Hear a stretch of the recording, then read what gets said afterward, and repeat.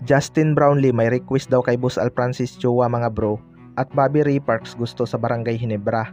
Yan mga bro, pagkatapos mong i-like ang ating video, mag-subscribe na rin kung bago ka pa lang sa ating channel, at i-click ang notification bell para lagi kang updated sa ating mga sports balita.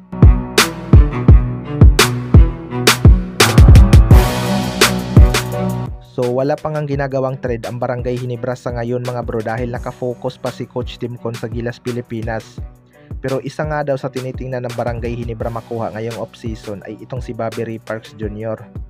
May mga rumors nga na gusto daw nitong bumalik sa PBA mga bro pero ayaw daw nito sa TNT Tropang Giga. Alam naman natin na Barangay Ginebra talaga ang dream team nitong si Bobby Ray Parks. Kaya kung babalik ito baka ang mangyayari ay sign and trade papuntang Barangay Ginebra.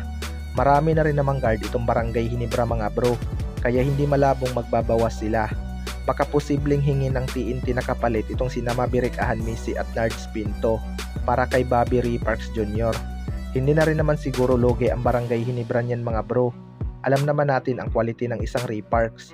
Hindi naman to magtatagal sa Japan B-League kung wala itong talent.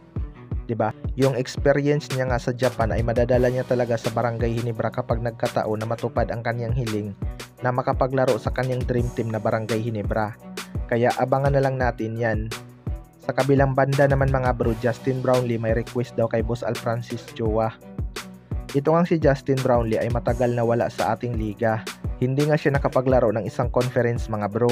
Maraming ang fans ng Barangay Ginebra ang excited na sa kanyang pagbabalik sa ating liga.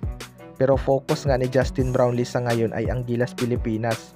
Gusto nga ni Justin Brownlee ipagpatuloy ang kanyang nasimulan at malaki nga ang kanyang kumpiyansa na makakasilat sila sa FIBA o QT matapos nilang makuha ang gold medal noong Asian Games.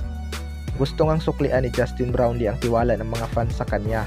Hiling nga daw ni Justin Brownlee kay Boss Alfrancis Chua next season mga bro ay kampyonato upang makabawi siya sa mga Ginebra fans.